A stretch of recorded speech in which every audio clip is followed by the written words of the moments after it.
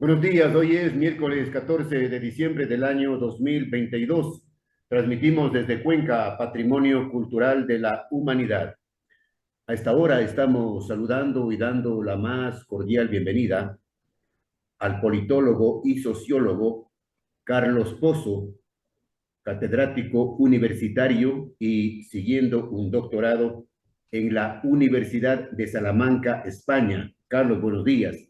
Gracias por aceptar la invitación, pidiendo la opinión de los expertos, de los sociólogos, de los politólogos, de los investigadores sobre lo que está sucediendo lamentablemente en varios países de Latinoamérica, una convulsión total.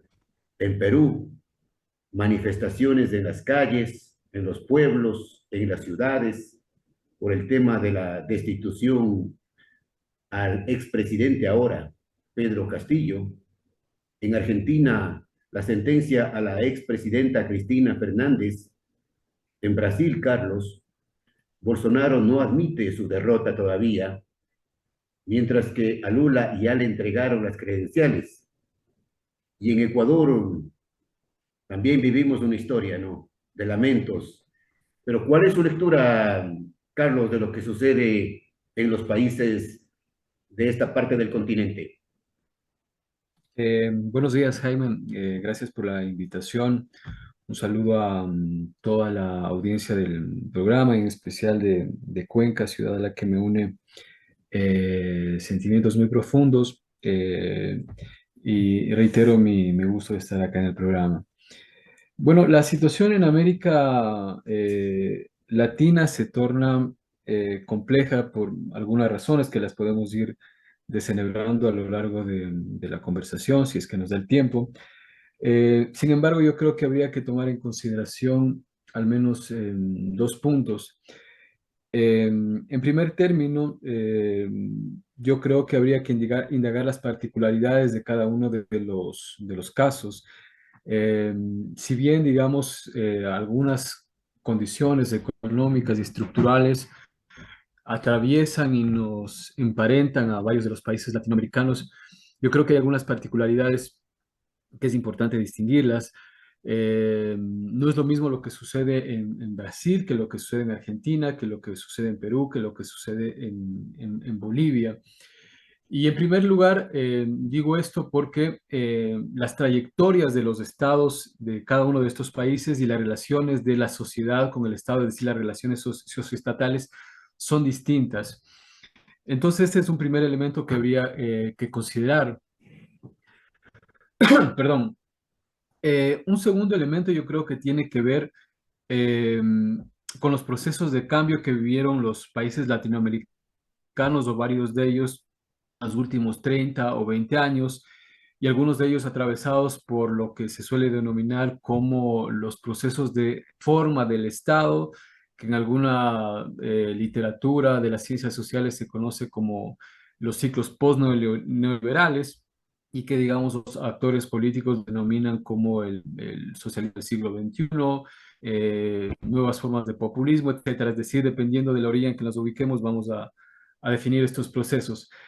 Estos procesos generaron una serie de reformas estatales y generaron una serie de acomodos de la sociedad con el Estado. En el Ecuador lo vivimos con el ciclo de lo que se denomina el correísmo. Estos cambios a nivel del Estado generaron una serie de desacomodos en la sociedad, una serie de conflictos sociales.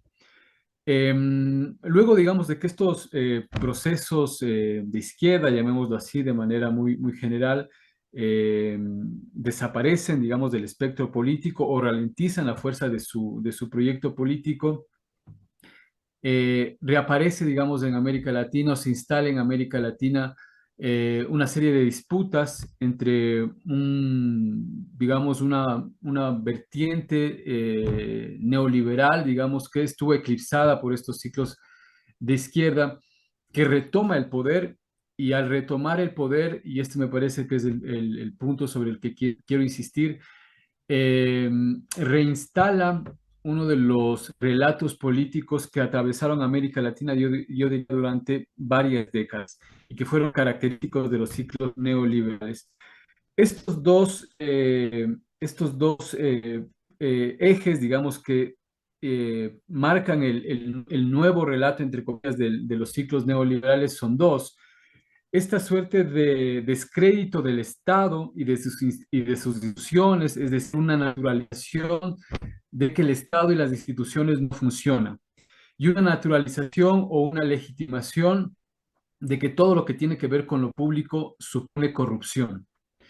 Estos dos elementos, digamos, que componen parte de la cultura política latinoamericana, o es decir, parte del modo de entender la política latinoamericana, se reinstalan en el imaginario o pretenden ser reinstalados. Y a partir de esta idea de que lo público, de que el Estado es sinónimo de corrupción, reinstalan, digamos, esta idea de asociar la política y lo político con la corrupción. Y a partir de este relato me parece que el discurso de la corrupción se convierte más que un tema vinculado al debate legal o vinculado a las arenas judiciales, se convierte en un mecanismo político a través del cual se disputan, digamos, los escenarios de poder en América Latina. Quizá no vamos ahora, digamos, a discutir ahora las particularidades de los procesos judiciales de Lula da Silva, de Cristina Fernández de Kirchner o del propio Correa, El propio que son, expresidente ajá, prófugo de la justicia, claro. ajá. Entonces, me parece que el discurso de la corrupción o de esta figura de las tramas de corrupción en las que habían incurrido estos presidentes también tiene, digamos, un elemento político, una dimensión política, se convierte, digamos, en un mecanismo político a través del cual se pretende generar un relato y una estrategia política que les permite, digamos, a determinadas élites políticas y económicas reinstalarse en el poder. Insisto, habría que indagar cada uno de los casos de cada uno de estos países y lo deberíamos hacer en términos legales. Pero en materia política es indudable, digamos, que el discurso de la corrupción se convierte en un artefacto político que permite, digamos, disputar el poder. Allí está el problema, Carlos. El cáncer de la corrupción que está metido en todo lado y las élites políticas que no quieren dejar el poder, el reparto del poder. Entonces, decimos, la gente, los ciudadanos, vamos de mal en peor. Sí, en efecto, yo insistiría, Jaime, en esta idea. Me parece que es necesario distinguir cuando hablamos de los procesos de corrupción en América Latina o lo que se suele denominar como procesos de corrupción, desde qué lugar los estamos analizando. Eh, Per se, digamos, cualquier analista político, social y cualquier persona interesada, digamos, en los intereses de las mayorías, por supuesto, digamos que va a estar en favor de que los procesos de corrupción, sea del lugar del que vengan, sean, digamos, juzgados, sean sometidos a un proceso judicial lo más pulcro, o mejor dicho, honestamente pulcro, eh, digamos, porque están en juego los intereses de la nación. Eso es indudable, digamos, a cualquier persona de izquierda o de derecha, si se le consulta, la respuesta va a ser esa. Sin embargo, me parece que los procesos judiciales en América Latina no han operado, digamos, en el vacío, no se los puede leer descontextualizados de las relaciones de poder en los que aparecen. Sería, digamos, ideal que los procesos judiciales y las tramas judiciales en América Latina operen distanciados, digamos, de los juegos de poder. Sin embargo, eso no ha ocurrido así, tanto en Ecuador como en el resto de países latinoamericanos. Uno puede, digamos, tener la distancia ideológica que quiere con los proyectos del denominado socialismo del siglo XXI. En términos democráticos es absolutamente legítimo. Sin embargo, insisto, digamos, leer las relaciones de poder que están tras de esas dinámicas judiciales.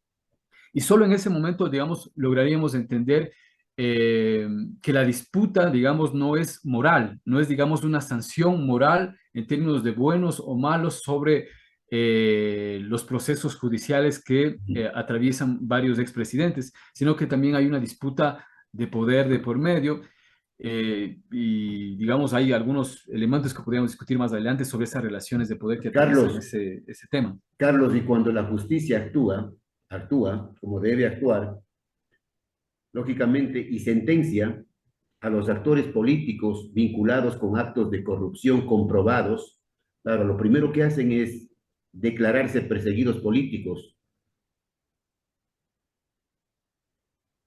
Es un pretexto. Eh,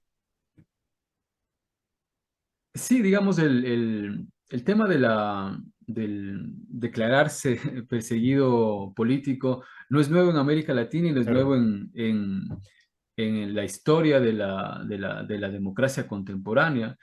Y digamos, eso ha atravesado tanto a políticos de la derecha como del ala de la izquierda.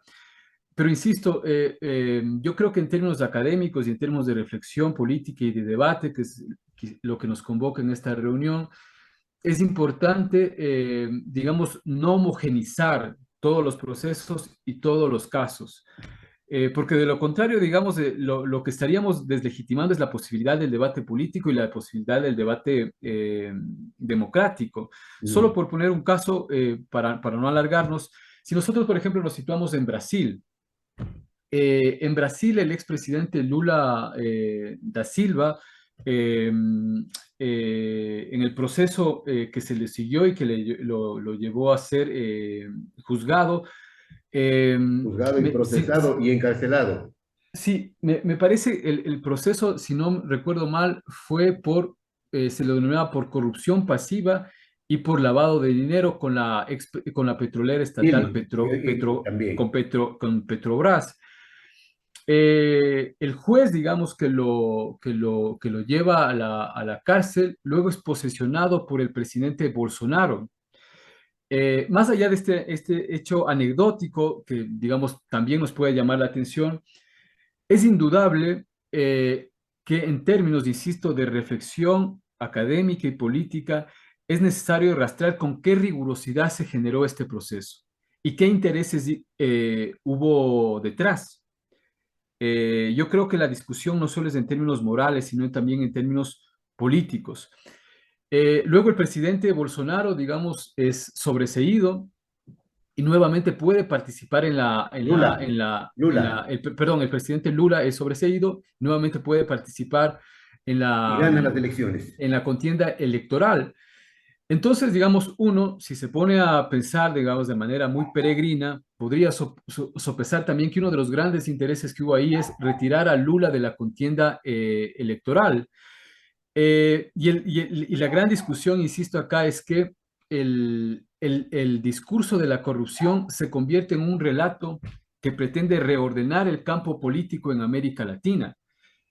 Hoy, digamos, ya no se necesita, digamos, de los grandes ciclos dictatoriales y violentos que vivió el Cono Sur, sobre todo.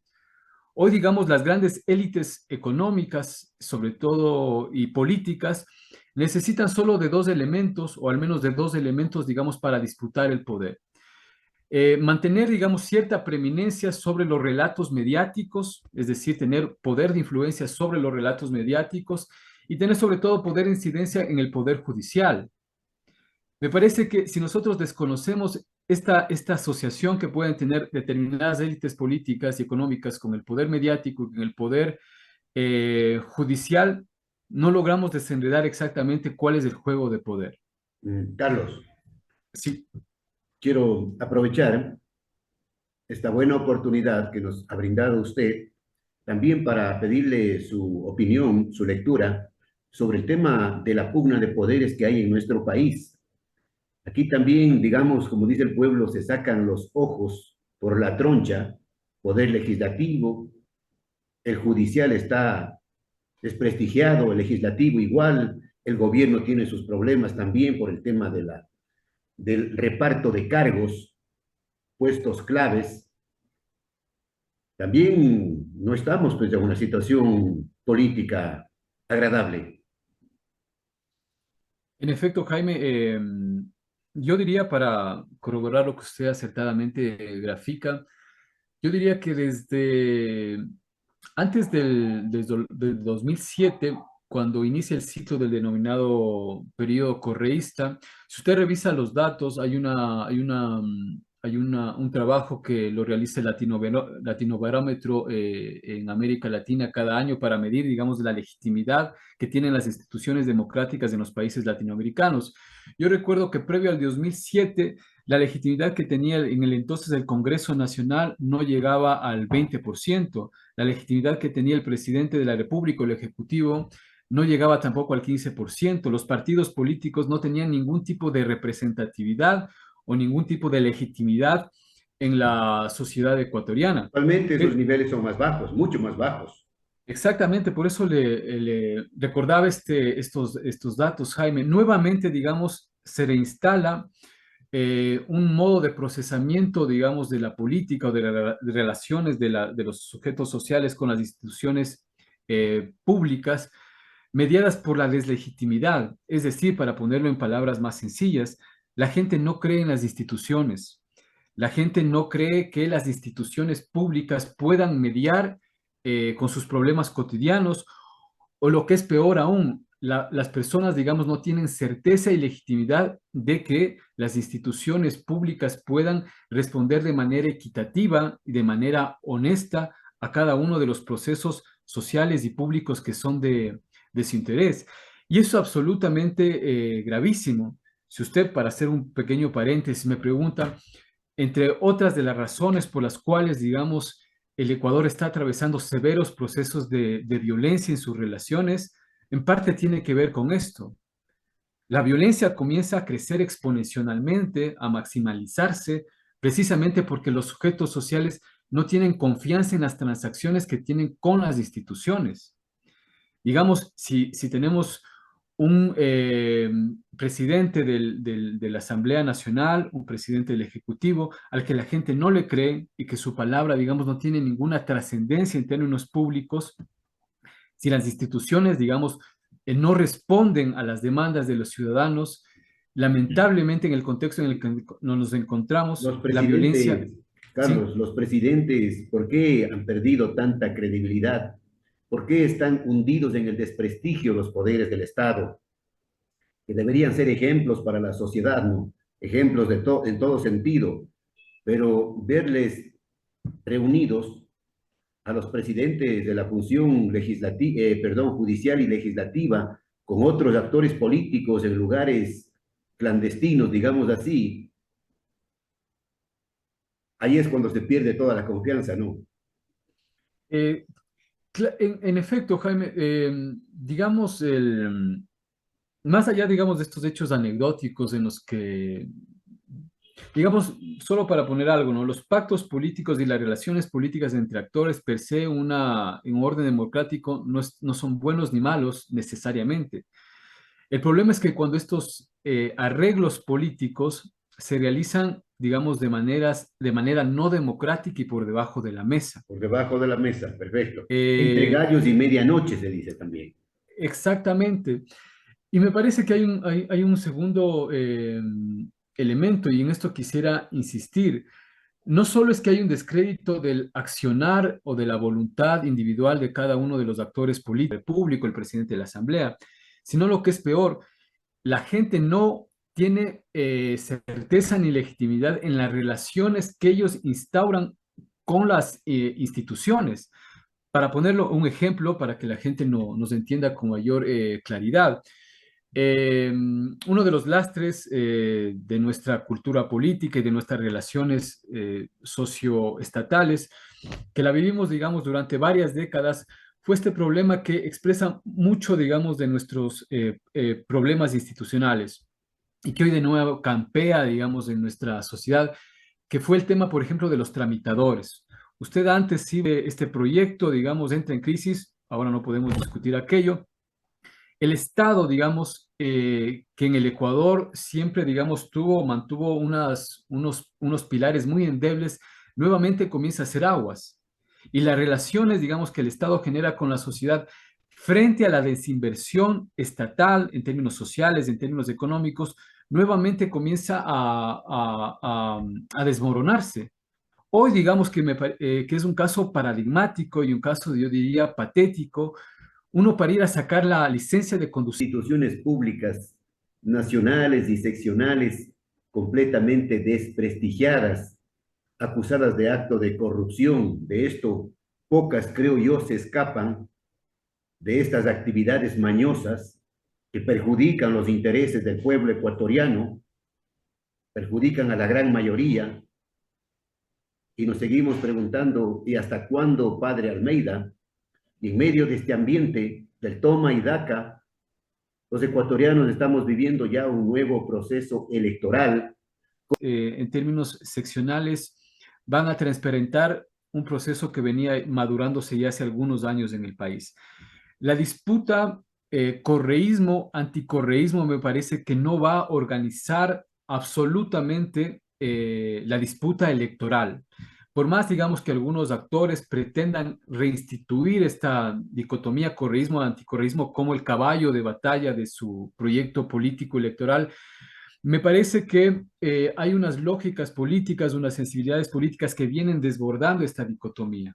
Es decir, hoy no podemos entender la disputa política en Ecuador a partir de la bifurcación correísmo-anticorreísmo. Me parece que es muy estrecha aún, sin que esto signifique que esta disputa o esta dicotomía haya desaparecido. Ojo, me parece que el gobierno, entendiendo que no puede ya abanderarse y exprimir aún más el anticorreísmo como el caballo de batalla político electoral, hoy se sirve de una nueva dicotomía que está montada sobre esta dicotomía correísmo-anticorreísmo, que es la dicotomía entre, entre la narcopolítica y quienes estarían, digamos, en contra de la narcopolítica. Nuevamente, yo diría desde una lectura muy peregrina, desde una bifurcación muy estrecha, pretende situar el debate político entre narcotraficantes y los no narcotraficantes. Me parece, digamos, que es absolutamente mezquino, a pesar, digamos, de que en términos político-electorales lo pueda funcionar en un sector de la población. Me parece que la crisis económica y social que vive la población, digamos, no permitirá, digamos, que esta dicotomía logre organizar la disputa electoral, ni siquiera el referéndum. Eh, y para finalizar, usted me consultaba sobre el referéndum. Me parece que ahí claramente la disputa está en una de las preguntas que tiene que ver con la potestad que no tendría ya el Consejo de Participación y Control Social de designar a las autoridades. La pregunta dice que lo hará la Asamblea Asamblea Nacional. Nacional en su mayoría, la mayoría de votos. Exactamente, y seguramente será por una terna enviada por el presidente de la República. En buen romance, lo que se está disputando en este referéndum es la designación de las autoridades nucleares del Estado, que les intenta definir bajo esta modalidad el presidente de la República. Me parece que esa es la gran disputa y la gran pregunta. Uno, digamos, puede tener una distancia frente al modelo institucional que se armó con el Consejo de Participación, pero había que repensar cuál es la manera más idónea, honesta y legítima para nombrar a las autoridades. Y habría que pensar si el interés de Lazo por nombrar estas autoridades se genera, digamos, bajo una línea paladina y honesta, ¿no? Bien, en otra ocasión, si usted nos permite, Carlos, le pediremos su intervención, sus puntos de vista exclusivamente sobre las preguntas del referéndum, porque es importante que el país, que los ecuatorianos conozcamos, que nos expliquen detenidamente puntos de vista para que se aclare este panorama. Gracias al politólogo y sociólogo Carlos Pozo, catedrático universitario. Carlos, desde siempre y hasta siempre. Un gusto, Jaime. Espero contar con otra oportunidad y un saludo a toda la audiencia del programa.